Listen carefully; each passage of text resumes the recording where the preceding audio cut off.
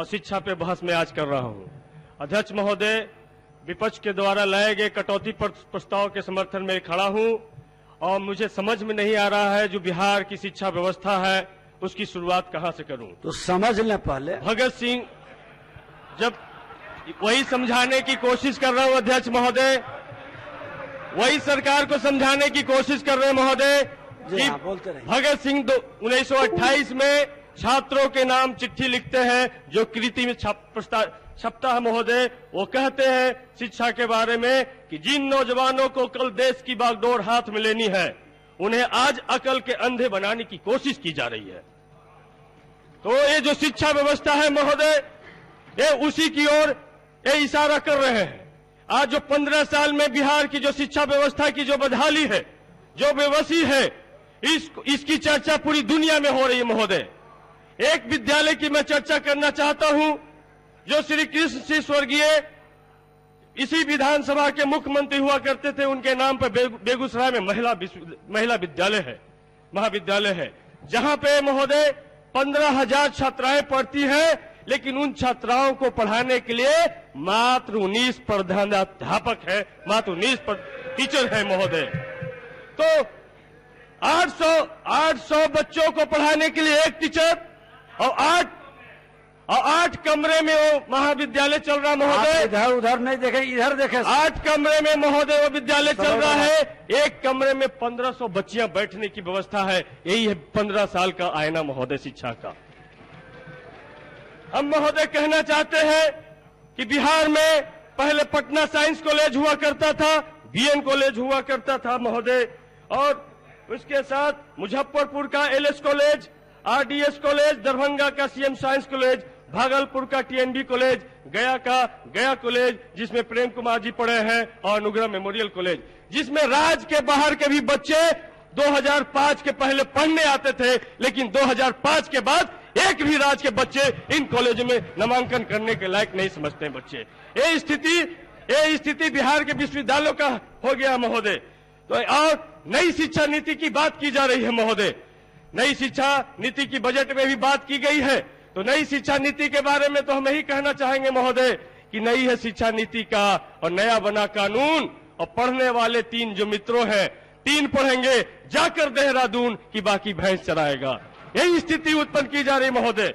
हम कहना चाहते हैं कि जब बिहार में छात्र आंदोलन के उपज रहे हैं माननीय मुख्यमंत्री जी, उसी छात्र आंदोलन से उपज रहे हैं लालू प्रसाद यादव जी भी। आज लालू प्रसाद यादव जी के चरवाहा विद्यालय पर टीका टिप्पणी और उंगली उठाने की कोशिश की जा रही है, जिसपे यूनेस्को में भी रिसर्च हो रहा महोदय।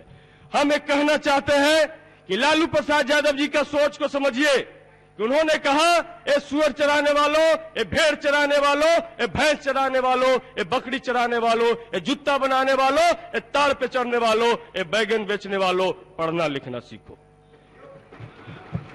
लेकिन आज 15 साल में नीतीश कुमार जी क्या कह रहे हैं? ए मैट्रिक करने वालों, ए इंटर करने वालों, ए बीए करने वालों, ए पीजी करने वालों, एमबीए करने वालों, इंजीनियरिंग करने वालों, बकरी चराना सीखो, भैंस चराना सीखो। यह है अंतर लालू प्रसाद यादव जी में और नीतीश कुमार जी में। यह अंतर है महोदय कि वो भैंस चराने वालों को पढ़ाना चाहते थे, लेकिन आप पढ़ा लिखा करके उनको भैंस चरवाना चाहते हैं। इसीलिए आपने कहा है कि 5 लाख रुपए का लोन देंगे और उससे वो भैंस का खटाल खोलेंगे और बकरी का खटाल खोलेंगे। इसीलिए बीए और एमबीए कर रहे हैं महोदय। पकौड़ा योजना तो इनका महत्वाकांक्षी योजना महोदय, इस पर भी यूनेस्को में हो सकता है रिसर्च हो। समीर साहब आप हिंट न करें, इसलिए महोदय आपको भी मौका मिलेगा। आज पटना यूनिवर्सिटी जो 100 साल 2017 में पूरा कर लिया था महोदय, नीतीश कुमार जी की बेबसी को मैंने देखा है बहुत नजदीक से महोदय। जब माननीय नरेंद्र मोदी जी बैठे थे उसके 100वीं सालगिरह के प्रोग्राम में और नीतीश कुमार जी गिड़गिड़ा रहे थे कि पटना यूनिवर्सिटी को केंद्रीय विश्वविद्यालय का दर्जा दिया जाए, लेकिन नरेंद्र मोदी जी का जो हठ धर्मिता था, पटना यूनिवर्सिटी को केंद्रीय विश्वविद्यालय का दर्जा नहीं मिला महोदय। यदि वो दर्जा मिला होता तो आज हजारों छात्र का भविष्य उज्जवल हो रहा होगा महोदय, लेकिन ये नहीं हो सका है। इसलिए महोदय हम कहना चाहते हैं कि एजुकेशन के बारे में जो हमारे समाज में जो है education is the type of thermometer which measure the nature and culture of our society.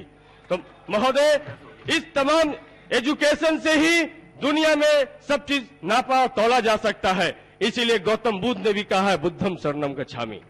Doctor Ambedkar ने भी कहा है शिक्षित बनो। राम मनोहर लोहिया ने भी कहा है दो बातें मोटी मोटी, सबको शिक्षा सबको रोटी। लेकिन महोदय, क्या ये सबको शिक्षा मिल पा रहा है? अभी सत्ता पक्ष के लोगों ने कहा कि बड़ी चमचमाती बिल्डिंग अब नजर आ रही है।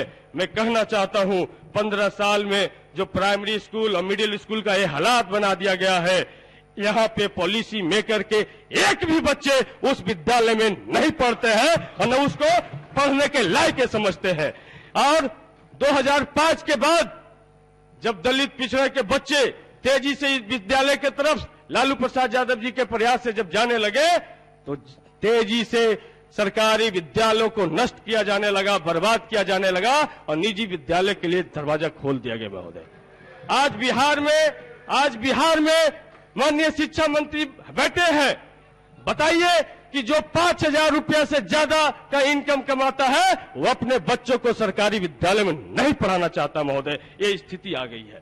हम पूछना चाहते हैं कि वही नीतीश कुमार जी वही पटना यूनिवर्सिटी में जब संघर्ष कर रहे होते थे तो जोर जोर से नारा लगा रहे होते थे कि राष्ट्रपति का बेटा या भंग की संतान, सबकी शिक्षा एक समान लागू करने की। लेकिन 15 साल मुख्यमंत्री बनने के बाद इस ओर एक कदम ही उन्होंने बढ़ाने का काम नहीं किया। महोदय, इसलिए महोदय हम कहना चाहते हैं कि आज बिहार की शिक्षा व्यवस्था, खास करके प्राइमरी स्कूलों की हालात बहुत जर्जर है महोदय, और निजी स्कूलों को बढ़ावा दिया जा रहा है और निजी स्कूलों अभी के हकीकत बन गए हैं।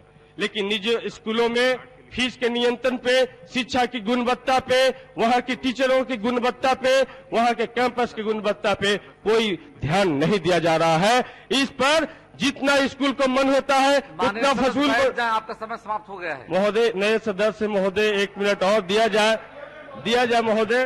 समय तय है ना, और सभी दलों का समय तय। आप ही के क्षेत्र से आए महोदय, कृपया बैठ जाएं। तो महोदय हमें कहना चाहते हैं कि प्राइवेट स्कूलों के लिए एक नियंत्रण कमेटी बने बिहार में कि वो मनमाना शिक्षा नहीं वसूल सके, ड्रेस के नाम पर बच्चों को ठगी नहीं कर सके और छत्रपति यादव जी बच्चों के साथ में ठगी नहीं हो सके। महोदय, इसके लिए एक कमेटी शिक्षा मंत्री जी बनाइए, क्योंकि जिसको A, B, C, D category में हम बांट सकते। आप आसन ग्रहण करें।